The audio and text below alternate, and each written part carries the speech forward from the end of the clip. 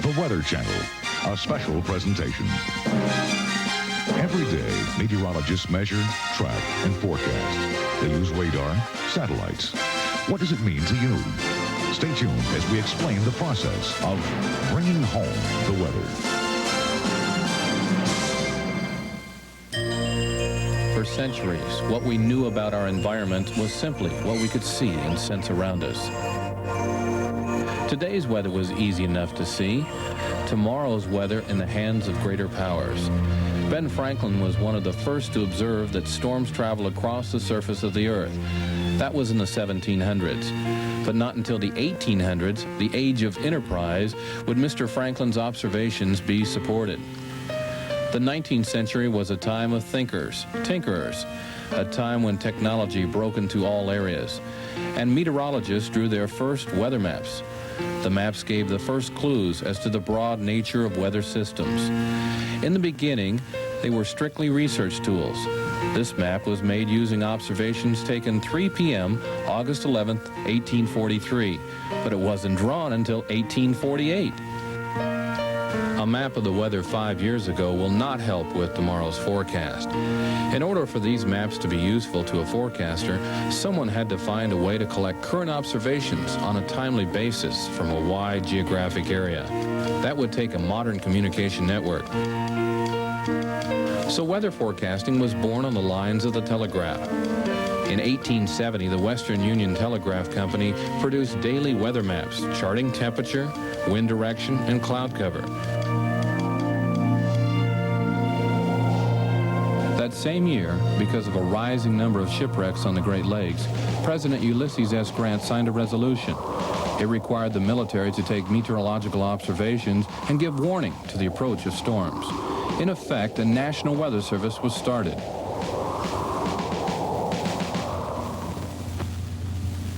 It's been almost 120 years since President Grant's mandate for the taking of meteorological observations. I think he'd be quite pleased with the system we have in place today. We're here at the National Weather Service office in Athens, Georgia, housed in its local airport. It's one of 230 such offices around the country taking observations systematically throughout each and every day. Meteorologists like Greg Hansen record the hourly temperatures, the humidity. They check altimeters for the air pressure, eventually a visual state of the sky, the height of the cloud ceiling, any precipitation that has fallen. All of this information ends up in the hourly surface observations. The Weather Service codes and enters the information into a computer system which links Weather Service offices together. The computer transmits the message to the National Meteorological Center in Suitland, Maryland. Here, meteorologists plot those observations taken at the same time from all over the country. Now the process of making some sense out of all this data begins. One of the first steps in analyzing a map of observational data is to draw isobars on it. Iso meaning equal, bar for barometric, lines of equal barometric pressure. It's a lot like playing connecting the dots. The lines connect observations of equal barometric pressure. The pattern that emerges shows a kind of topographic map of the atmosphere. It shows peaks of high pressure and valleys of low pressure. On this map, the isobars encircle 3 areas of high pressure. But what is a high pressure system, and how does it form? Air masses get their physical properties from the land or water they are borne over. If air sits over very cold terrain, it cools, compresses, sinks. It will pile up until acted upon by forces of nature. It starts to move. The air within a high-pressure system is not stagnant. Imagine we are riding a gust of wind down this mass of air. If the Earth did not rotate, and we would merely slide down the dome, like water running down a hill. But our planet does rotate. So in the northern hemisphere where we live, our gust of wind is deflected to the right of the downward path. This is a law of nature known as the Coriolis effect. It causes the winds in a high-pressure system to rotate in a clockwise direction. Now, let's put our high-pressure system back on the map where we found it. The weather within the system is cold and clear, like this beautiful day in Denver. The three systems on our map have very different characteristics. The high in the southeast has picked up warm, moist air from the Gulf.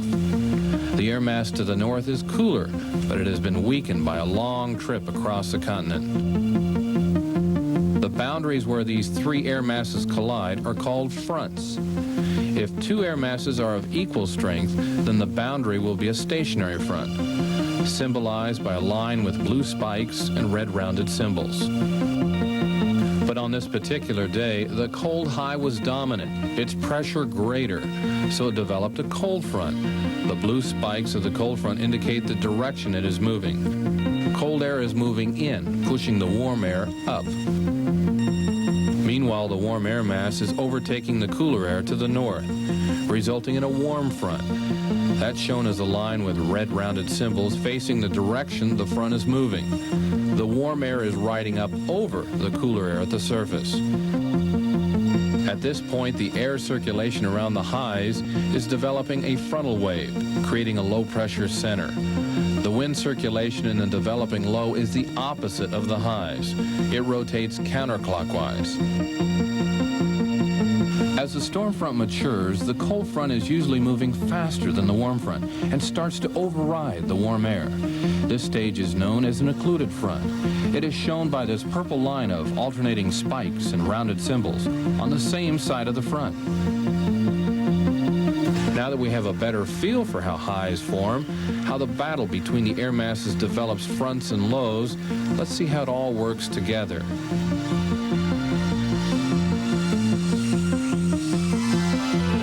The cold front wedges under the warm air and lifts it, forming clouds and precipitation. The steeper the lift, the more violent the weather.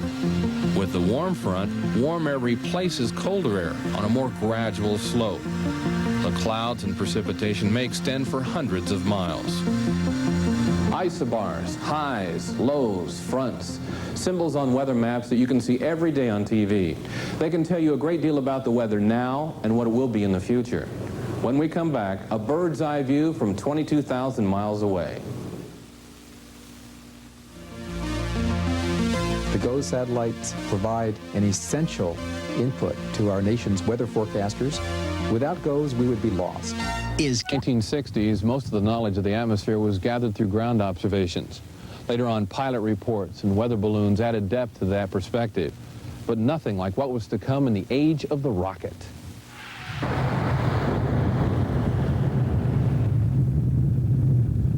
In 1960, the Delta rocket gave NASA the ability to launch satellites. That same year, we saw our first pictures from a weather satellite. First weather satellite was TIROS, Television Infrared Operational Satellite.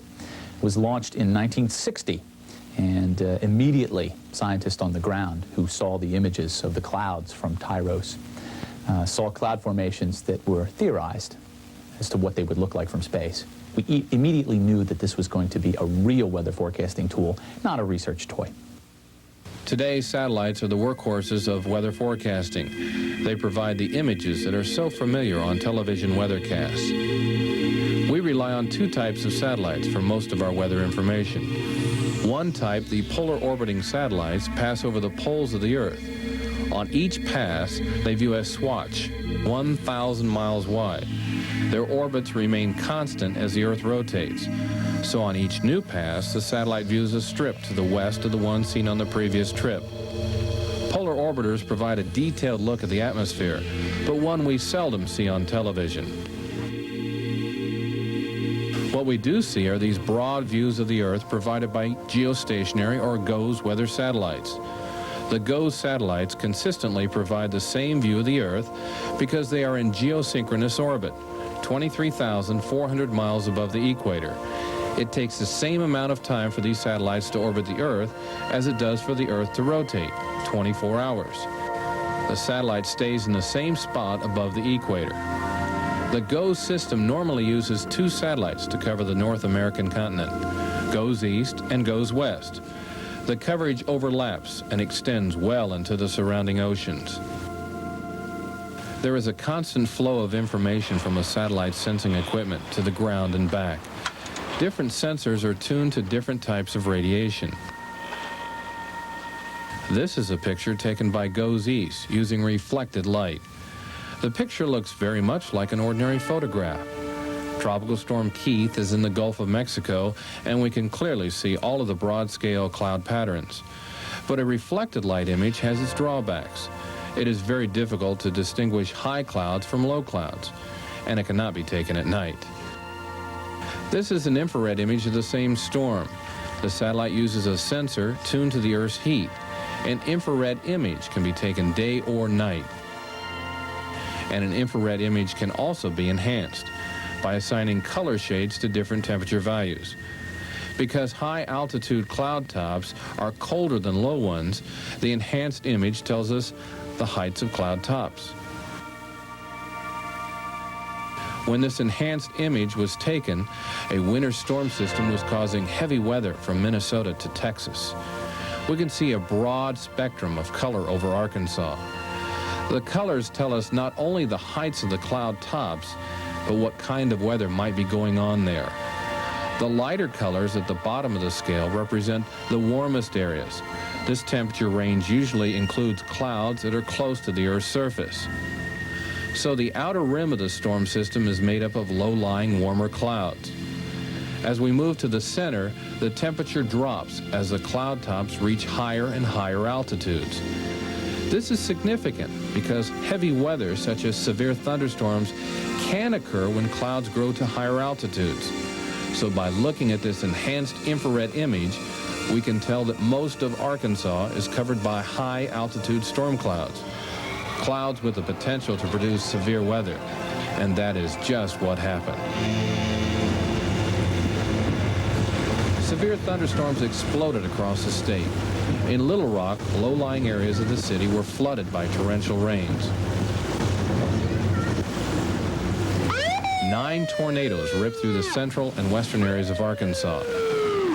An image from space measuring the heat from clouds does not allow us to foresee this kind of tragedy. But satellite images do point out where the potential for severe weather exists. By adding the elements from a surface map, we can easily identify the major features of this weather system. The highs, centers of air masses, are typically found in clearer areas. The lows are in cloudy regions. Here, the comma-shaped clouds embedded in the low mark the major storm system. Fronts are often seen as bands of clouds. Here, the cold front dramatically depicts a collision of two air masses, the cold air to the west and the warm, moist air to the east.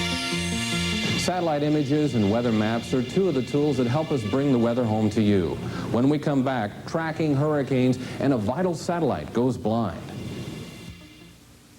If we only had one tool to observe the atmosphere, observe the hurricane, there is no question that any hurricane forecaster would take the GOES satellite.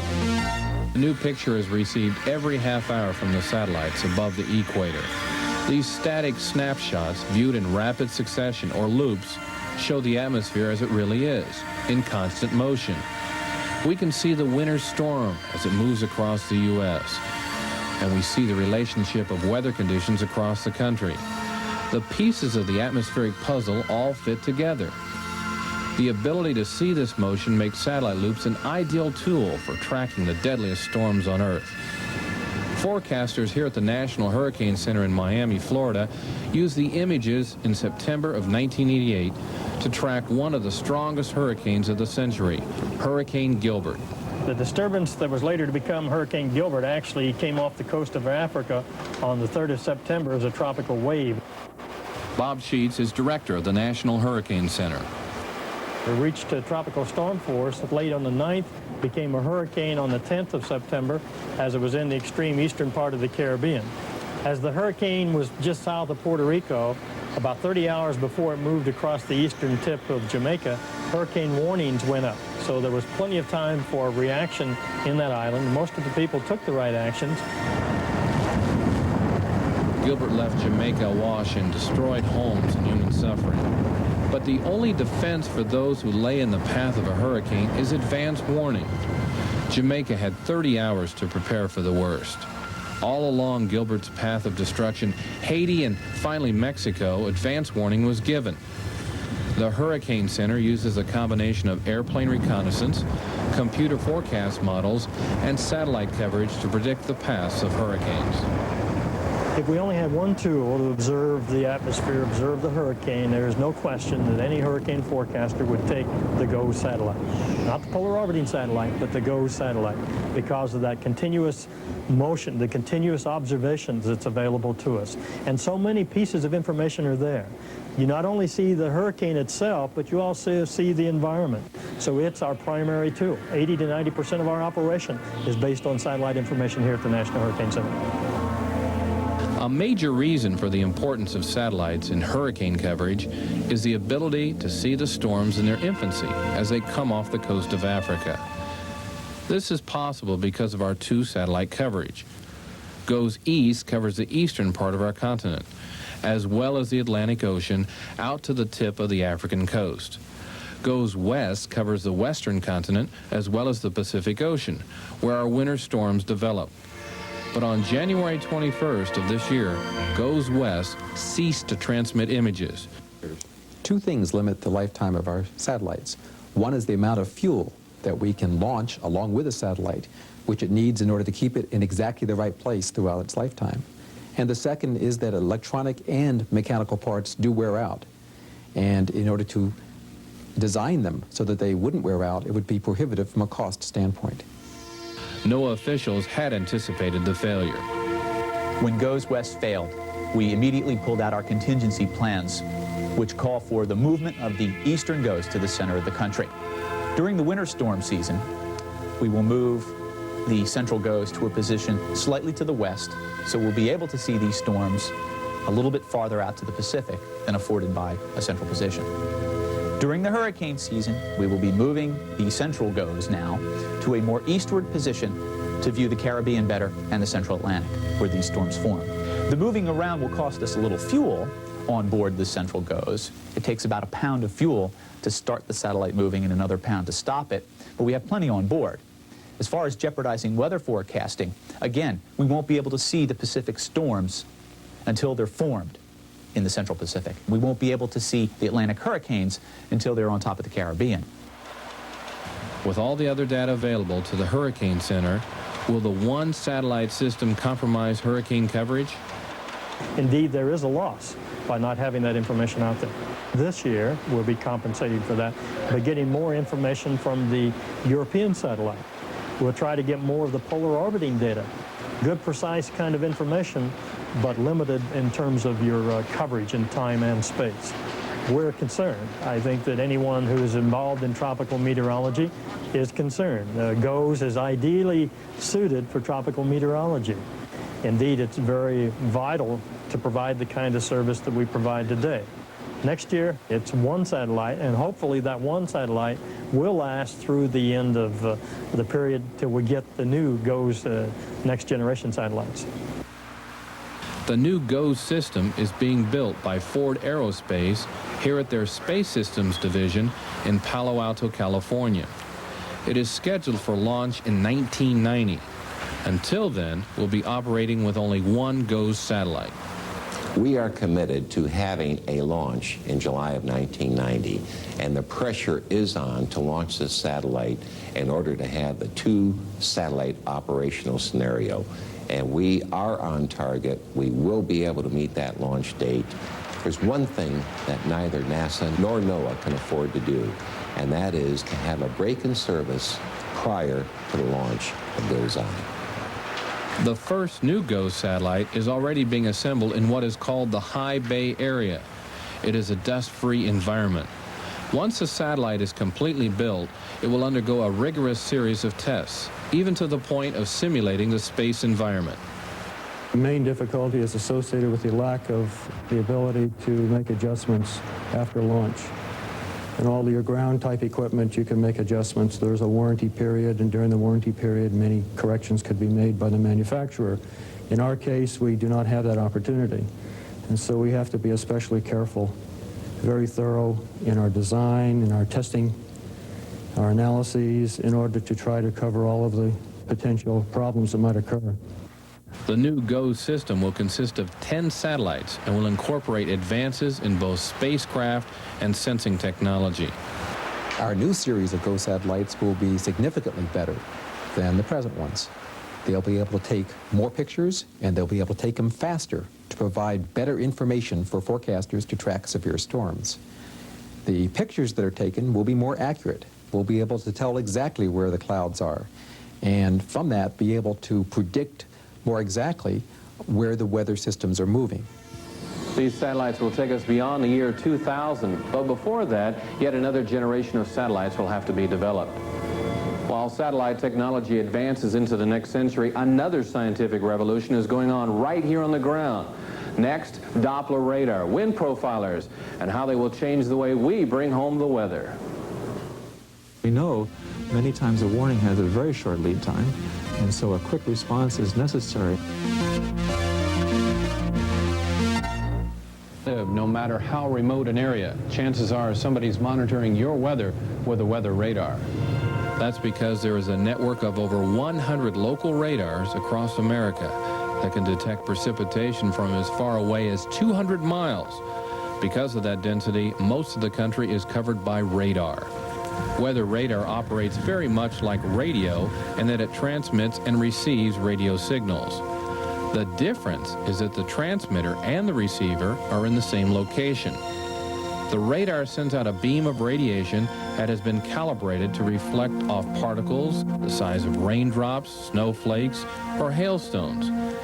When it hits this precipitation, it is reflected back toward the transmitter. This return signal, or echo, shows the radar operator the distance and the strength of the precipitation. In the field, the echoes on a radar scope are not easy to interpret.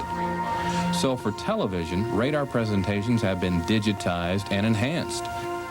This is done by assigning different shades of gray or color to different levels of echo brightness. For example, this radar has been enhanced to show light rain as a light green color. Moderate rain is darker green. The yellow and orange areas are heavy precipitation, the kind you might find in thunderstorms. With the addition of map grids, you can see where the precipitation is falling in relationship to where you live. Here is a radar for Fargo, North Dakota. The area is receiving a fair amount of precipitation. If you look closely, you'll notice that the echo is a little bit fuzzy. The edges are softer. Most of the area is a light bluish green, indicating a light intensity of precipitation. This is showing snow. The echoes for snow are generally a bit softer than for rain because snowflakes reflect the signal back differently. You can see how much more defined are the echoes east of Kansas City, Missouri. You can make out bands or lines of multicolored, sharp-edged images. This is the stronger radar return of bands of rain showers. These showers moved through the Kansas City area earlier. And as the radar showed, they were light to moderate and have since moved into central Missouri. But look over Kansas City. We see echoes when we know the rain has moved on. These are false echoes or ground clutter. It results when the radar signal bounces off nearby buildings, trees, or mountains. What you are seeing is a mosaic of the terrain near the site. Another drawback of radar is that although the beam curves somewhat, it's not as much as the curvature of the Earth. So the beam can occasionally overshoot the tops of lower precipitating clouds, while covering higher clouds further away. Radar can also be used to show the movement of a storm. This radar shows the same storm over Little Rock, Arkansas that we have already analyzed using satellite images. By taking a rapid progression of radars, we can see the heavy rains generated by the thunderstorms as they move through. A composite of all the local radars at the time of the storm shows the enormous cold front generating heavy rains and severe weather down the length of the country. A national radar summary can be collected once an hour from weather surface radars around the country. The value of local radar is its timeliness. It shows the forecaster what is happening in his area now, crucial information when violent weather threatens. And if the potential for severe thunderstorms exists, then local radar becomes a tool for a group of specialized forecasters in Kansas City, Missouri. Kansas City is the home of the National Severe Storms Forecast Center. At the Severe Storms Forecast Center, our primary mission is to monitor the weather over the entire United States and look for the conditions that are going to spawn areas of severe weather. By that we mean tornadoes or severe thunderstorms, and try to anticipate that. And when we find those kind of areas, issue a tornado or a severe thunderstorm watch, whichever is appropriate. The job of monitoring the entire country falls to 4 meteorologists back here in the Severe Local Storms Unit. They use a system called CSIS for Centralized Satellite Information Services, developed specifically for specialized forecasting. The afternoon we were there, a cold front was moving through the southeastern United States. The clash of cold and warm air was causing unstable conditions above the Louisiana coast. Bob Johns checked for the conditions that would cause a turn for the worse. He first looked at the surface observations, checking for temperature contrast. He then surveys the areas where moisture is coming together, converging moisture which could be lifted higher into thunderstorms. Next, he checks for any instability in the atmosphere. Any of these occurring as an isolated condition would have little impact on a storm in progress. But where they all come together, a storm could turn dangerous. In Alabama. So the two values of convergence of the winds coming together to make the air lift and the instability are closest together right in this area, and here's the gradient. So this is where we focus on. The values are fairly strong today, so we think there's going to be severe storms. Now, once we've done that, in order to exactly lay out the watch, we'll go to the radar closest by, and here's out of Lake Charles, Louisiana, and we see there's the line of thunderstorms extending from Baton Rouge southward. A box is placed on the map, outlining the area of potential, where the conditions are right, and the storm is on its way. Okay, now that lines up just east of the line here. By the time the watch is valid, the line will be moving into the west side of it. We can get the new coordinates from this watch that we're finished up with here, take those coordinates, enter them into our computer here, and within a minute they're out to the Weather Service offices and the media. Over 100,000 storms occur every year in the U.S. The Severe Storm Center monitors a great many of them, all in an effort to identify areas where pounding hail, floods, and tornadoes could strike. Coming up, Doppler radar and forecasting tornadoes.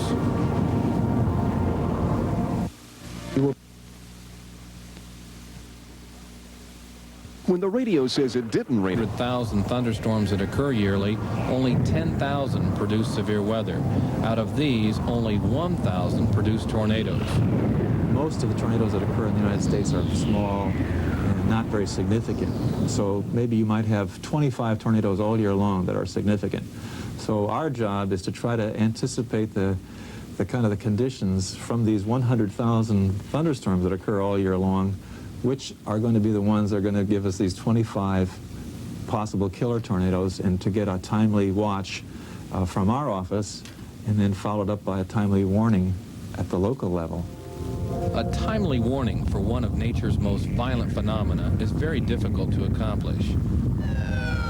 In the early morning hours of November 28, 1988, several tornadoes ripped through a 5-county area of North Carolina. There was no warning. In Raleigh-Durham, many awoke to rubble. The initial death toll stood at 5, with over 150 injured. In all, the twisters of that night caused an estimated $25 million in damage. Most people's first warning was the sound of the storm. Severe storms present a tough problem for the forecaster. At present time, we do not hit the vast majority of those warnings. As a matter of fact, we are able to predict with warnings less than 2/3 of the actual severe storms and tornado events. And when we predict a severe storm or predict a tornado, we're wrong almost 2/3 of the time. We cry wolf almost 2/3 of the time. But Doppler radar, the foundation for a new generation of Weather Service radar, may change the way we see storms develop.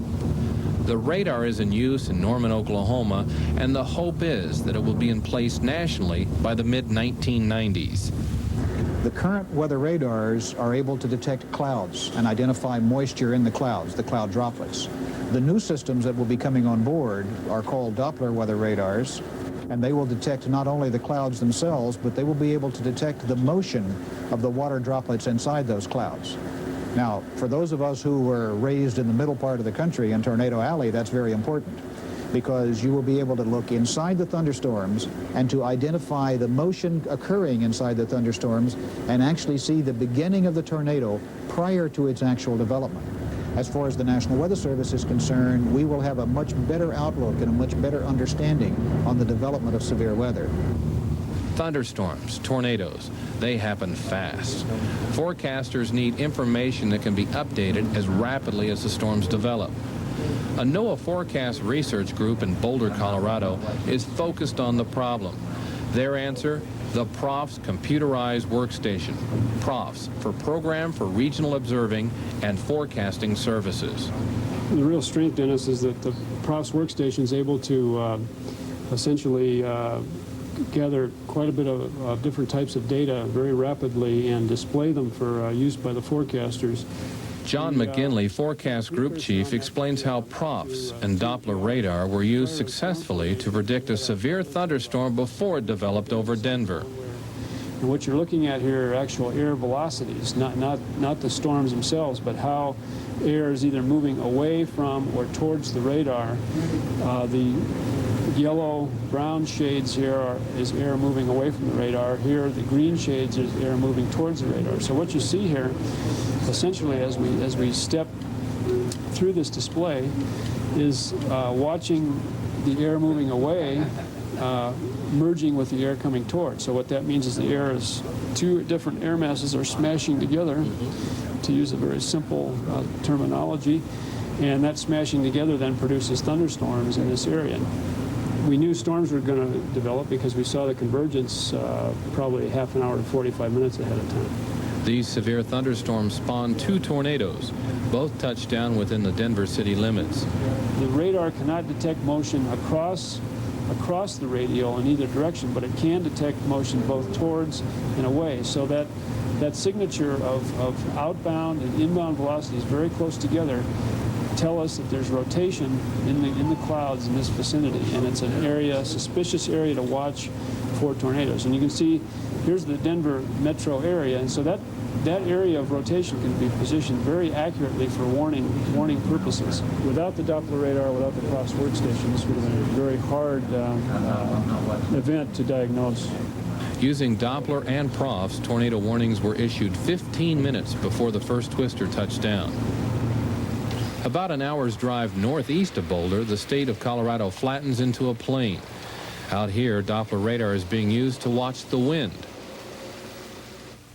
This flat grid is an antenna for a wind profiler. NOAA plans to place a demonstration network of Doppler wind profilers across the Midwest. Doug Vandekamp is involved with the program.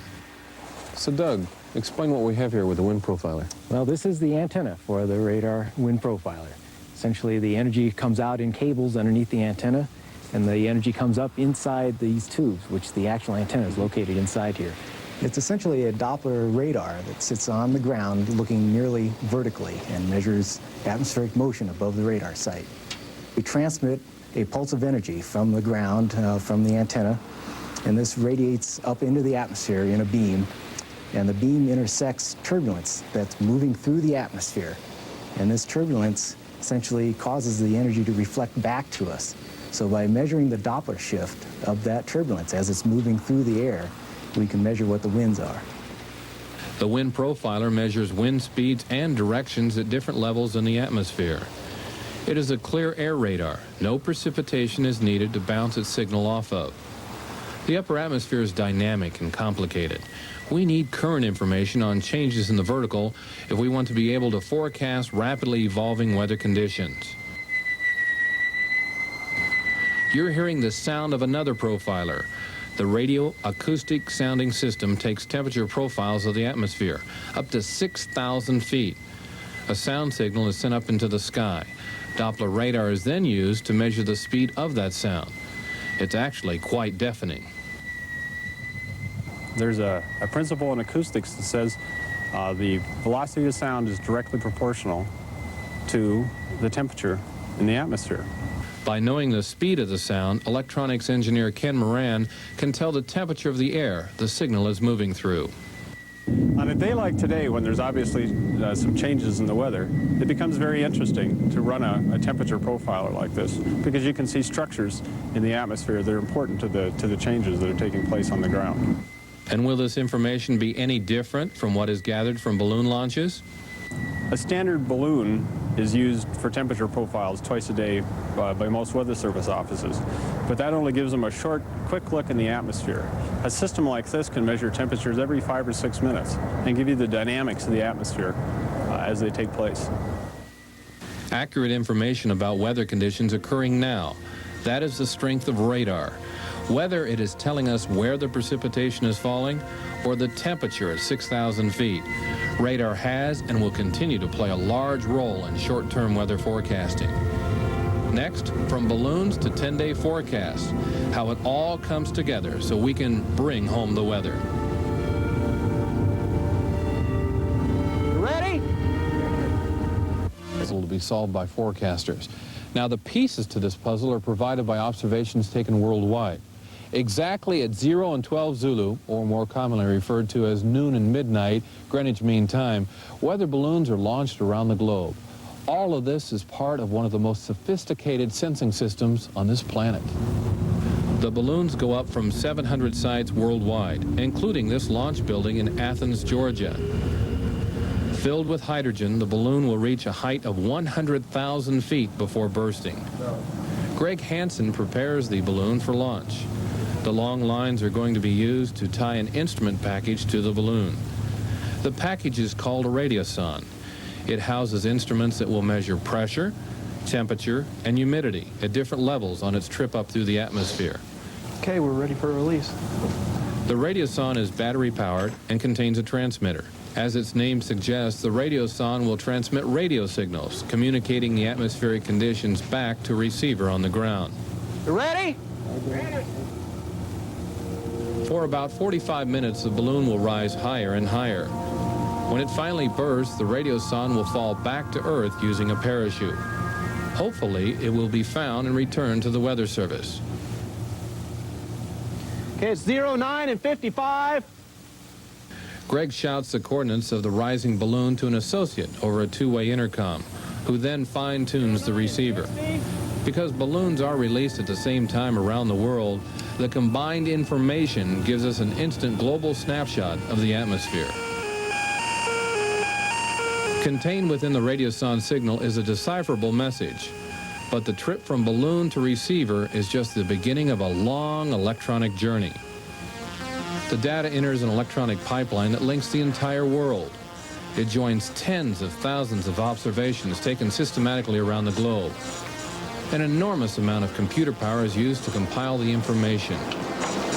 In the United States, all of this information merges at the National Meteorological Center in Suitland, Maryland. Every major country throughout the world has a center something like this as part of its weather service that collects observations from around the world, usually runs those observations into large computers, analyzes the weather, and makes general weather forecasts of what the highs and lows and jet streams are going to do. Altogether, probably about 50,000 observations a day that come into the center. What comes out is something that's much more processed than that. What we turn out are analyses of what the weather is at the present time. Those would look like the charts that the Weather Channel shows, surface charts, upper air charts, where the fronts are, the highs and the lows. Then probably our most important product is a set of forecasts on what those weather maps are going to look like for the next day and the next day and on out as far as 10 days in advance. The accuracy of these forecasts falls off at about 6 days, still quite amazing.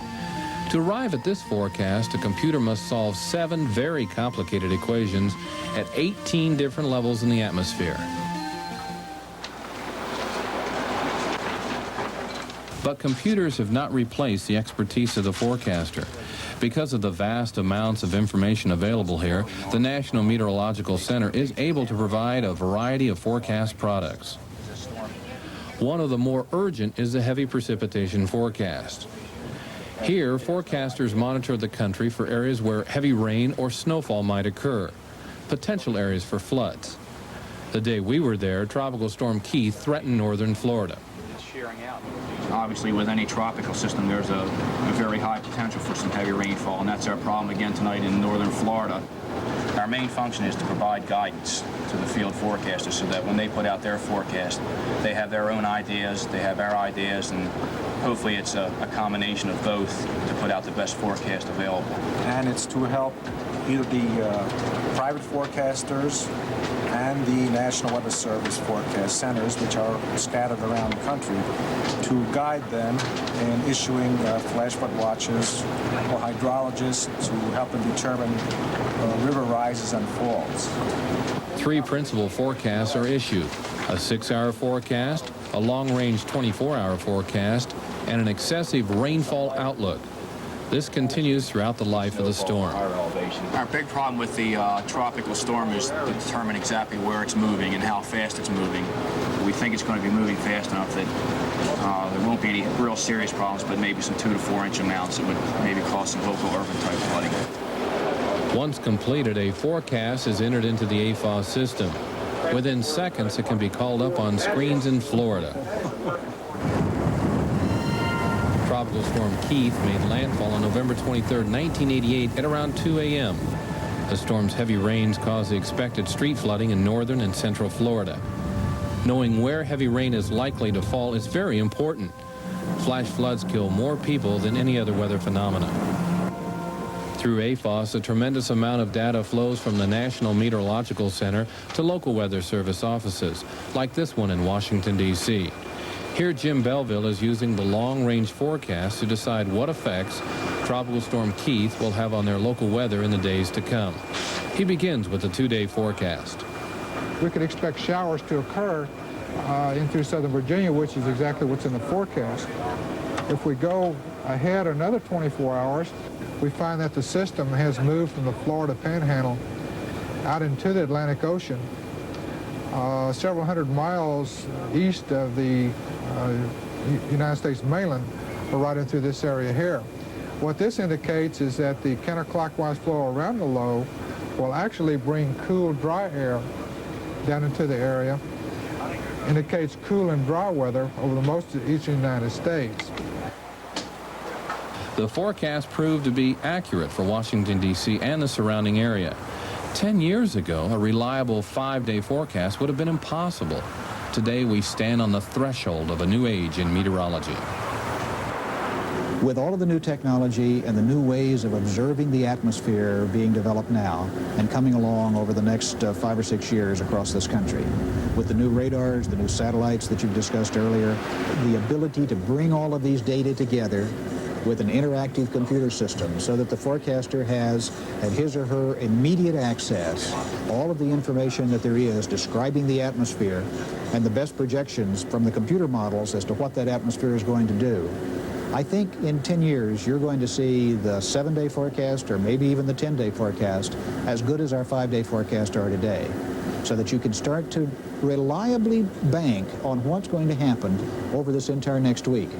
I think what you'll see, more accurate forecast, more reliable forecast, and forecast that we can stand behind very well. The atmosphere's chaotic behavior makes it one of the most complex physics problems facing science, and yet our ability to predict the weather continues to improve. By understanding the maps, the echoes, and the images used in television weathercast, you can take full advantage of the technological revolution that will be changing the way meteorologists and forecasters are bringing home the weather. For the Weather Channel, I'm Dennis Smith.